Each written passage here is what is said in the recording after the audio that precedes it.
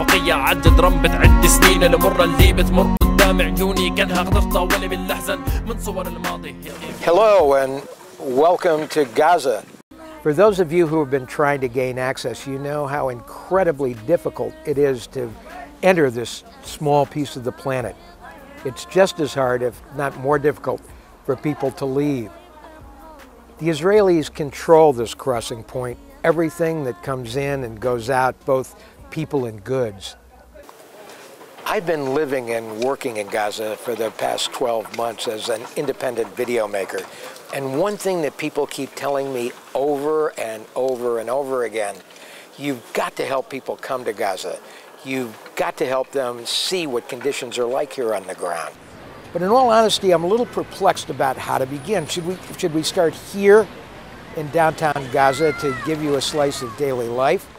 Or perhaps we should start here in Gaza City at the Foreign Ministry building that was bombed completely into oblivion during Operation Cast Lead, along with virtually every other government building here in Gaza. Or perhaps we should start here at the secondhand shop market and talk to the people who are here. Because after all, they're the ones who are caught up in this geopolitical struggle, and they have absolutely no control over it whatsoever. Or perhaps we should start here at the UN headquarters, because after all, the United Nations hosts most of the delegations that come into Gaza. And it's important to remember, too, that UNRWA, the United Nations Reliefs and Works Agency, feeds over 2/3 of the population here. They provide rice and flour and vegetable oil to all the refugees, 1,100,000 who were forced to leave their homes and villages in Israel and who have been displaced in Gaza for the past 62 years. Another option is for us to begin our journey here at the Mediterranean. This is a point at which many of the pieces of the Gaza story begin. Behind me is the Gaza fishing port, where the story of the Gaza Freedom Flotilla is unfolding. The opening of the sea lanes and potentially the airspace will be crucial to the future of Gaza, and the role of the activist community and the country of Turkey are beginning to become major pieces of Gaza's history. In Gaza, one can viscerally feel history being made around you, as this place can easily be considered the focal point for East-West relations.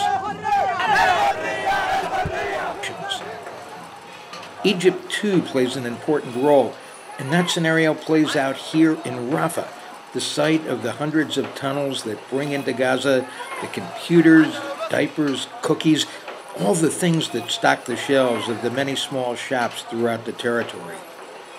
One of the things you'll find on this tour is that there are no simple or clear answers to any of the issues facing the people of Gaza. The issues of governance, the issues of nationhood, or the issues of relations with the West. And we certainly shouldn't leave Gaza without considering its past. So much of the narrative surrounding Gaza today focuses on the contemporary history from 1948 with the massive wave of refugees evicted from their homes and villages. But the history of this land is one of continuous conquest and foreign domination, from even before the birth of Christ or the rise of Islam. Our journey through Gaza will return to this history, but we begin our tour here at the Eretz crossing point, the only point of access for internationals into Gaza from Israel. This is called Halaba, means cow lane. This is that every individual, every single person comes to Gaza should pass through this gate.